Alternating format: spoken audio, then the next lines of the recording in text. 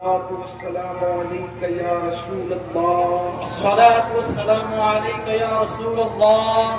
السلام عليك يا نبي الله. الصلاة والسلام عليك يا نبي الله. والسلام عليك يا حبيب الله. الصلاة والسلام عليك يا حبيب الله. آلك وأصحابك يا نور الله. وعلى آلك وأصحابك يا نور الله. صلى الله تعالى عليك وسلم. وہ سوئے لالا زار پھرتے ہیں، تیرے دل اے بہار پھرتے ہیں، جو تیرے در سے یار پھرتے ہیں، در بدر کوئی خوار پھرتے ہیں، اس گلی کا قدم میں جس میں مانگتے تاجدار پھرتے ہیں۔ آج کی یہ محفل ایک ساتھ 11 نکاح کی اجتماعی تقریب ہے، جس کو فیمس سنجری فاؤنڈیشن کے نوجوانوں کی کاوشوں سے اور کوششوں سے منعقد کیا گیا ہے۔ ہر سال یہ نوجوان جو فیمس سنجری فاؤنڈیشن کے نوجوان ہیں، یہ کوشش کرتے ہیں، محنت کرتے ہیں اور 11 جوڑوں کا اجتماعی نکاح کا یہ پروگرام ہر سال منعقد ہوتا ہے۔ اللہ ان سارے نوجوانوں کو اپنی شان کے مطابق بہتر جزا اور بہتر صلہ عطا فرمائے۔ یہ نکاح تقریب ہے، بہت جلد نکاح تقریب کی طرف ہم بڑھیں گے، لیکن تھوڑی دیر کے لیے چونکہ موقع خوشی کا ہے اور آپ اور ہم سب یہاں جمع ہیں، دولہا اور دلہن کے خاندان کے لوگ یہاں پر جمع ہیں اور نوجوانوں کی بڑی تعداد مردوں میں بھی ہے اور عورتوں میں بھی ہے۔ اس موقع پر ایک پیغام آپ سب کو دیا جاتا ہے کہ ہمارا یہ جو گنبد و مینار کا شہر مالیگاؤں ہے، اس میں بہت سی اچھائیاں ہیں اور اچھائیاں یہاں زیادہ ہیں، لیکن کچھ خامیاں بھی ہیں جس کا ازالہ کرنا اور جس کی اصلاح کرنا یہ ہم سب کی ذمہ داری ہے۔ ہمارے شہر میں بہت سی خوبیاں ہیں، اگر خوبیاں کھلائیں تو جلد سے ہی ختم ہو جائے گا، لیکن خوبیاں ختم نہیں ہوئی، لیکن کچھ خامیاں ہیں کہ ہم گنبد و مینار کے شہر میں تو رہتے ہیں، لیکن ہمارے اندر گنبد و مینار کے شہر میں رہتے ہوئے جو دین ہونا چاہیے وہ دین ہمارے اندر نہ ہمارے سماجی لوگوں سے وہ دین ہمیں نظر آتا ہے، ان کی زندگی میں وہ دین کی جھلکیاں میں نظر نہیں آتی، بلکہ مذہبی لوگوں میں بھی خال کچھ چیزیں ہیں، باقی اکثر دینی تعلیم کا وہاں بھی فقدان نظر آتا ہے۔ لوگوں کی پوری کوشش اور کاوش ہے داڑیاں خوبصورت ہوں، لباس خوبصورت ہوں، ٹوپیاں خوبصورت ہوں، لیکن اللہ کے رسول صلی اللہ علیہ وسلم نے انسان کے بہترین ہونے کی جو نشانی بیان فرمائی ہے، اس کی طرف ہماری توجہ کم ہے۔ ہر انسان سوچتا ہے کہ میں نمازیں زیادہ پڑھوں، بالکل اچھی بات ہے، اس کا انکار نہیں۔ میری داڑھی خوبصورت ہو، اس کی تراش خوبصورت ہو، یہ بھی اچھی بات ہے، اس کا بھی انکار نہیں۔ ٹوپیاں ہو، رسومات ہو، یہ بھی ٹھیک ہے، لیکن اللہ کے رسول صلی اللہ علیہ وسلم نے بہترین انسان کی جو نشانی بیان فرمائی ہے، اللہ کے رسول صلی اللہ علیہ وسلم نے ارشاد فرماتے ہیں تم میں سب سے بہتر وہ ہے جو اپنے گھر والوں کے ساتھ اچھا سلوک کرتا ہے، اپنی بیوی کے ساتھ اچھا سلوک کرتا ہے۔ اللہ کے رسول صلی اللہ علیہ وسلم نے فرمایا تم میں سب سے بہتر وہ ہے جو اپنے گھر والوں کے ساتھ یعنی اپنی بیوی کے ساتھ سب سے اچھا سلوک کرتا ہے۔ یعنی اچھا انسان ہونے کے لیے داڑیاں، ٹوپیاں، کپڑے، تسبیح، مصلی سب اپنی جگہ. اللہ کے رسول صلی اللہ علیہ وآلہ وسلم کی نگاہ میں سب سے اچھا انسان وہ ہے جو اپنی بیوی کے ساتھ اچھا سلوک کرتا ہے. اور اللہ کے رسول علیہ السلام فرماتے ہیں میں تم سب میں اچھا ہوں اس لیے کہ میں تم سب سے زیادہ اچھا سلوک اپنے گھر والوں کے ساتھ کرتا ہوں. یعنی تم لوگ اپنے گھر والوں کے ساتھ جتنا اچھا سلوک کرتے ہو اس سے زیادہ اچھا سلوک میں اپنے گھر والوں کے ساتھ کرتا ہوں. آج شادیاں بہت ہو رہی ہیں، شادیاں ہوتی رہیں گی. میں دعا کرتا ہوں کہ اللہ جہاں بھی شادیاں ہوں میرے آقا علیہ السلام کی پوری امت میں اللہ ساری شادیوں کو خوشیاں دے، نعمتیں دے، برکتیں دے. لیکن ہمارے گنبد و مینار کے شہر کا پرابلم یہ ہے کہ شادیاں ہوتی تو ہے لیکن بہت جلدی سے سکسی تک تک بمبک اور بہت سے اختلافات ہوتے ہیں. اس کی وجہ کیا ہے؟ چند پوائنٹ میں آپ کے سامنے رکھتا ہوں اور اس کا حل بھی رکھتا ہوں. نوجوانوں سے اور خواتین میں جو بہنیں بیٹھی ہیں ان سے خصوصی توجہ کا تعلیم ہے. آپ توجہ فرمائیں تو آپ کو احساس ہوگا کہ شادیاں پائیدار کیوں نہیں ہوئی. ہاتھ کی مہندی نہیں چھوٹتی اور جھگڑا شروع ہو جاتا ہے، اختلاف شروع ہو جاتا ہے، انتشار شروع ہو جاتا ہے.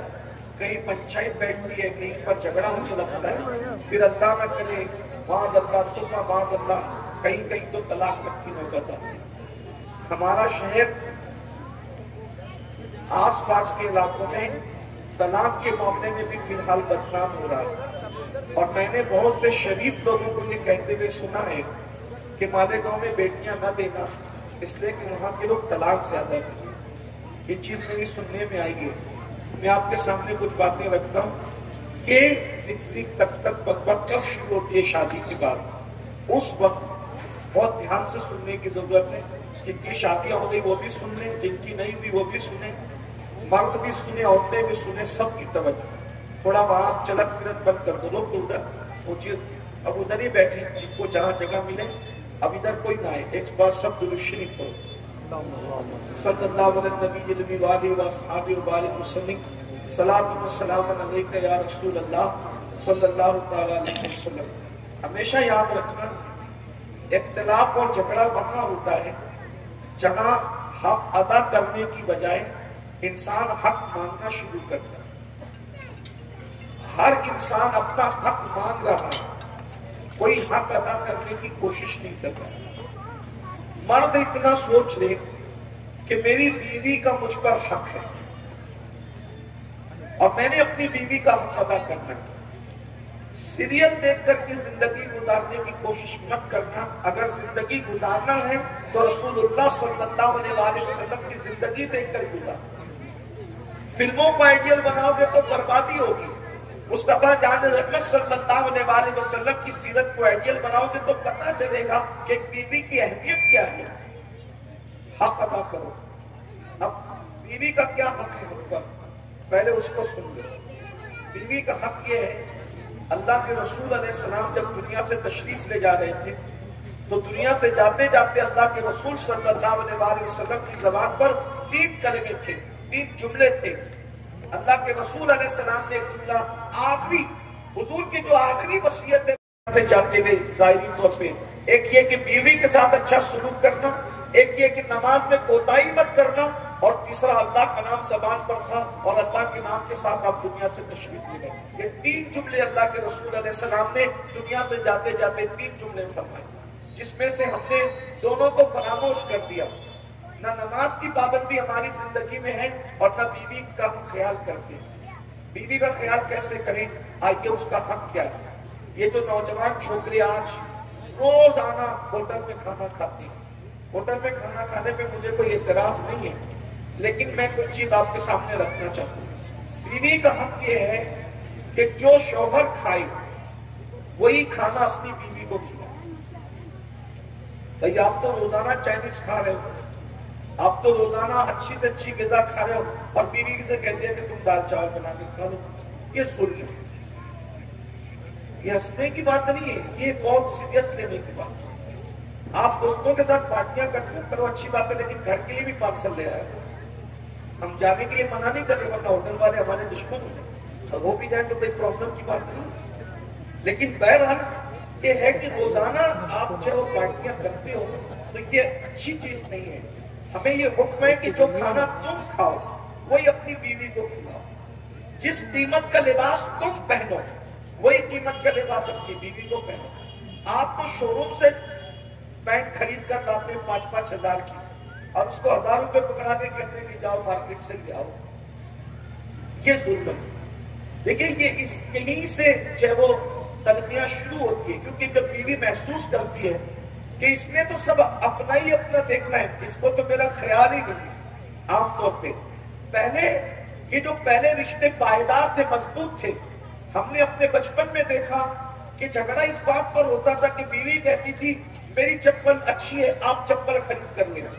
یعنی بیوی شوہر کو کہتی تھی میں نے چپل نہیں لینا، عید 30 رمضان شریف میں نے عید پر چپل نہیں لینا، میری اچھی میں نے تو چند مہینے پہلے لی تھی، آپ چپل لے آئیں.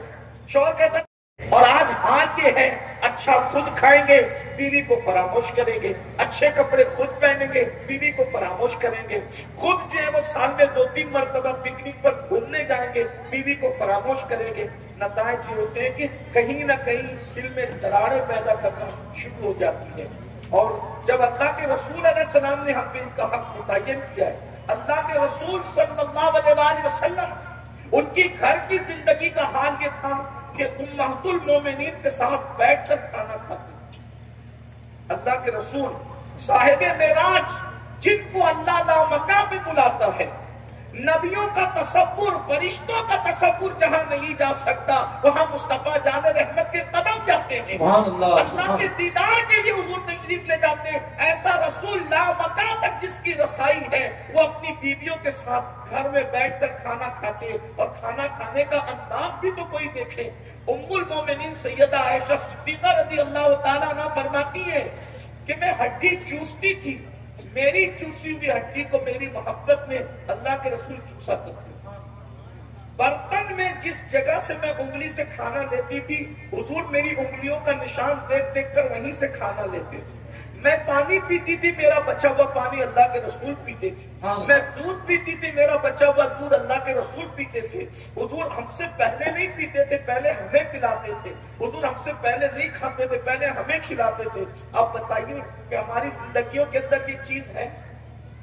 گھر کے اندر ہم جاتے ہیں تو بالکل یعنی کہ موچوں پر داؤں دے کر کے اس کو گھور، اس کو ڈانٹ، اس کو گالی دے، اس کو تماشا کر، اس کو پریشان کر، یہ انداز میں جاتے ہیں تو گھر کا ماحول خراب ہوتا ہے.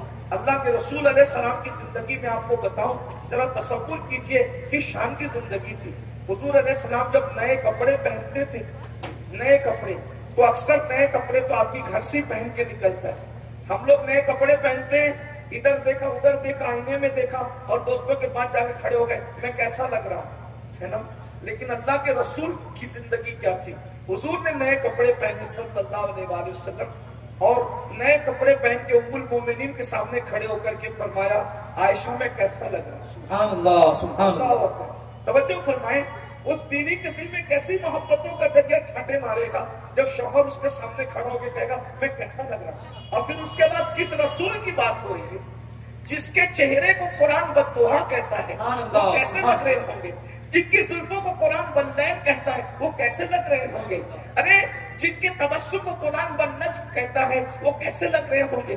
جن کے چادر اوڑھنے کو قرآن یا ایجاد مدثر سے تعبیر کرتا ہے وہ کیسے لگ رہے ہوں گے. صحابہ کے درمیان جھٹمٹ مارنے کو قرآن یا ایجاد مزمل کہتا ہے وہ کیسے لگ رہے ہوں گے. ان کے چشمے کو قرآن لا اقسم بہذا البلد کہتا ہے وہ کیسے لگ رہے ہوں گے. ان کے سفر کو قرآن سبحان الذی اسری بعبدہ لیلا من المسجد الحرام الی المسجد الاقصی کہتا ہے وہ کیسے لگ رہے ہوں گے. وہ غصے میں آ کر کے کنکریاں اٹھا کے مارے تو قرآن کہتا ہے وما رمیت اذ رمیت ولکن اللہ رمی، وہ کیسے لگ رہے ہوں گے. ان کے ہاتھوں کو قرآن کہتا ہے ید اللہ فوق ایدیہم، وہ کیسے لگ رہے ہوں گے. لیکن ام المومنین سے پوچھا عائشہ میں کیسے لگ رہا ہوں.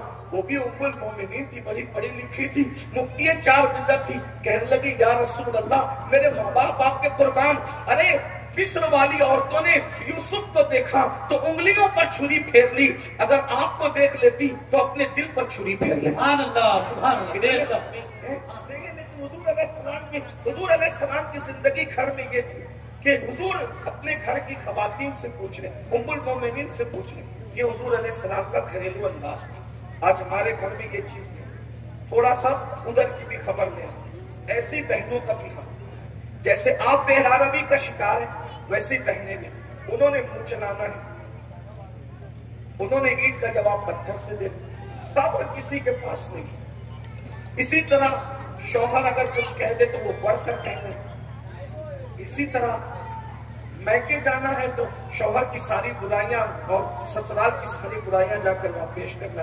پھر میکے میں 4 دن ہو کر کے واپس لوٹ آئے اور جیسا سکھایا جائے پھر اسی کے مطابق تیرے پیچھے جواب دے کر اپنا گھر خراب کرنا ہے. یہ چیزیں نہیں ہونا چاہیے. خواتین گھر کی باتیں گھر میں رکھنا سیکھیں. خواتین گھر کی باتیں ہضم کرنا سیکھیں. خواتین شکوے کرنے کی بجائے، شکایتیں کرنے کی بجائے جو ہے وہ شکر کرنا سیکھیں. آئیے ایک خوبصورت سا واقعہ یاد آیا حدیث پاک کا. ایک نوجوان صحابیہ تھی، ان کی شادی ہو گئی، ان کا نکاح ہو گیا. جب ان کا نکاح ہوا تو اللہ کے رسول علیہ السلام سے وہ ملنے آئی تو اللہ کے رسول علیہ السلام نے فرمایا کیسی ہو؟ تو صحابیہ سے پوچھا کیسی ہو؟ انہوں نے شکایت نہیں کی لیکن کتنا اچھا جملہ کہا. حضور سمجھ گئے جو کہنا چاہتی تھی. انہوں نے کہا یا رسول اللہ، اللہ کا بڑا شکر ہے میں بہت اچھی ہوں، بہت اچھی ہوں. مجھے شوہر اتنا نیک ملا، اتنا نیک ملا، اتنا نیک ملا ہے کہ میرا شوہر پوری رات مصلے پہ گزار دیتا ہے. میرا شوہر پوری رات مصلے پہ گزار دیتا ہے. میرا شوہر اتنا نیک ہے. اللہ کے رسول علیہ السلام نے شکر کے پردے میں شکوے کے جملے سن لیے. تو اللہ کے رسول علیہ السلام نے فرمایا بلاؤ اس کو، اس کے شوہر کو بلاؤ. جب وہ نوجوان آئے تو اللہ کے رسول علیہ السلام نے اسے فرمایا کیا تم مجھ سے زیادہ اللہ سے ڈرنے والے ہو؟ کیا تم مجھ سے زیادہ اللہ سے ڈرنے والے؟ انہوں نے کہا نہیں یا رسول اللہ، آپ سے زیادہ اللہ سے کون ڈر سکتا ہے؟ تو فرمایا پوری رات تم نماز کیوں پڑھتے ہو؟ آقا فرماتے پوری رات نفل نہ پڑھا کرو بلکہ تم اپنی بیوی کے ساتھ وقت گزارا کرو.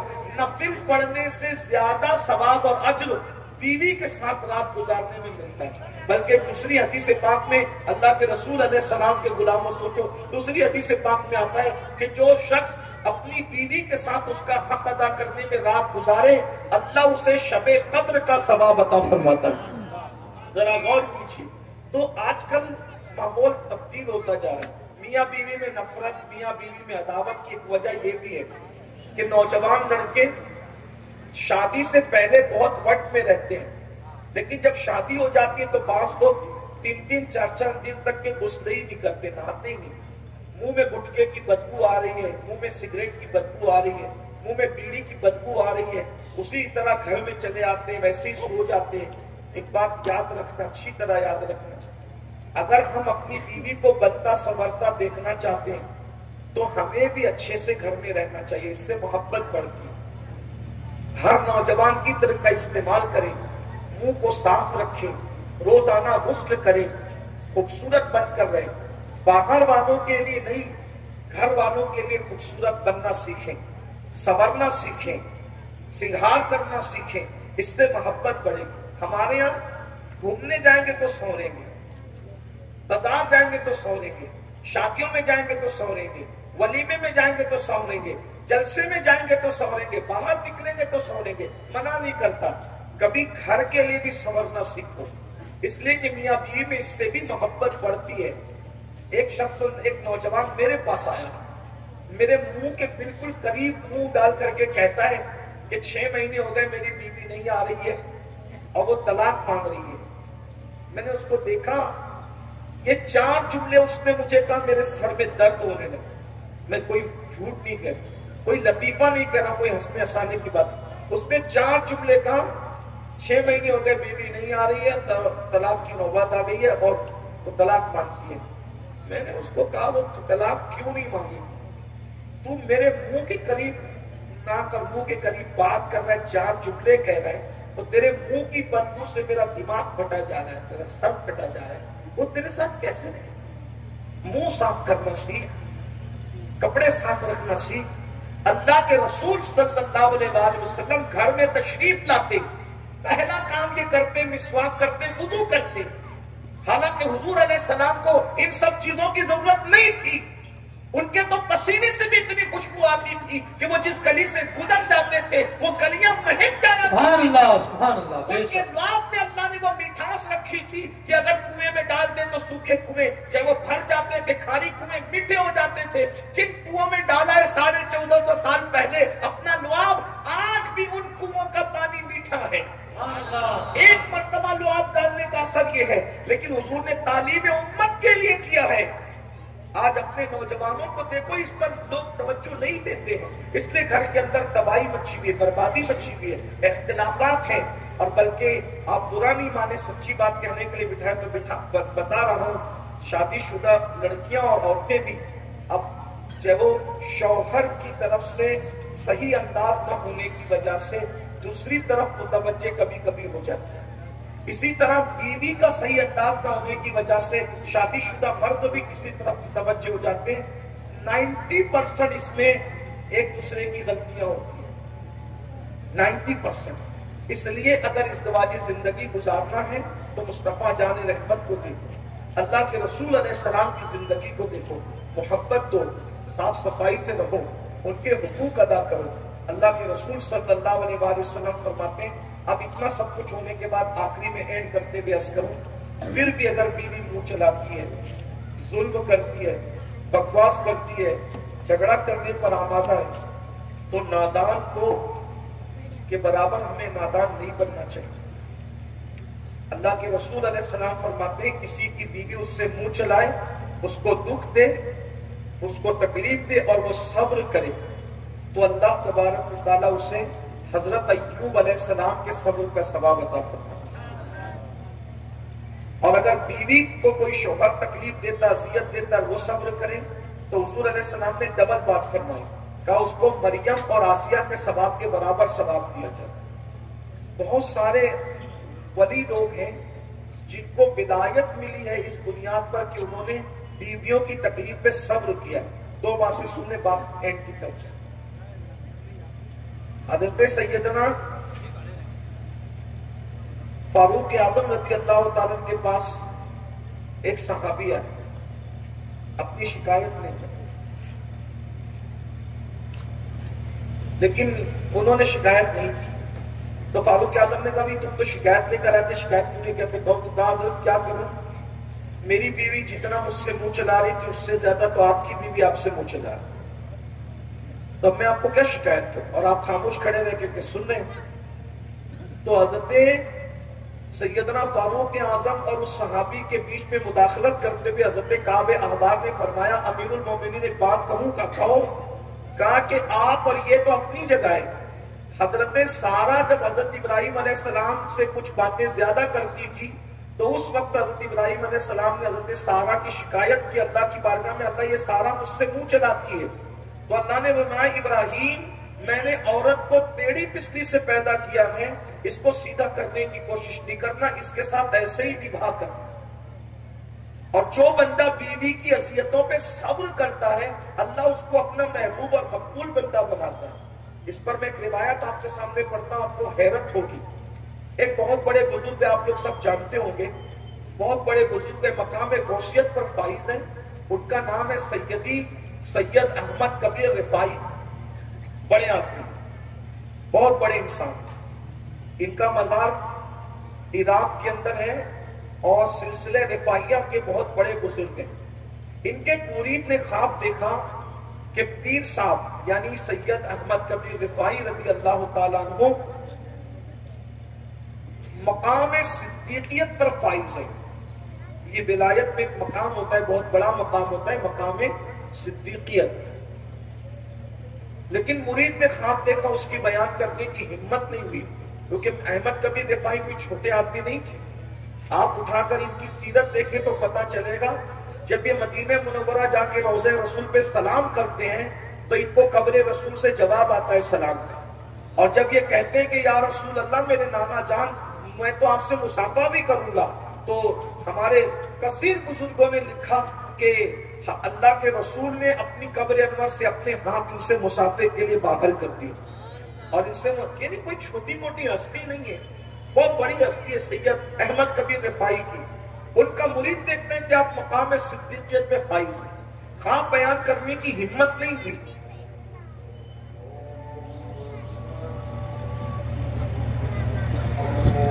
تو سید احمد کبیر رفاعی کو جو لوگ جانتے ہیں انہیں پتا ہے، ان کے لیے قبر رسول سے مزار رسول سے ہاتھ باہر آئے، حضور نے ان سے مصافحہ کیا اور ان کو سلام کا جواب آیا کرتا. ان کے مرید نے دیکھا کہ پیر صاحب مقام صدیقیت پہ فائز ہیں، خواب بیان کرنے کی ہمت نہیں ہوئی، بیان بھی نہیں کیا.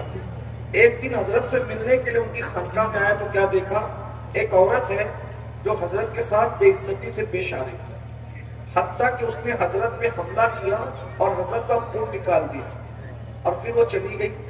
تو یہ آیا مرید اور جب لگا حضور اگر میں پہچانا ہوں تو کیا میں صحیح پہچانا کہ یہ جو تمہارے ساتھ بدتمیزی اور بے ادبی کر رہی تھی وہ آپ کی بیوی تھی؟ کہاں میری بیوی تھی. کہا اس نے آپ کا خون نکال دیا، وہ آپ کی بیوی تھی؟ کہاں میری بیوی تھی.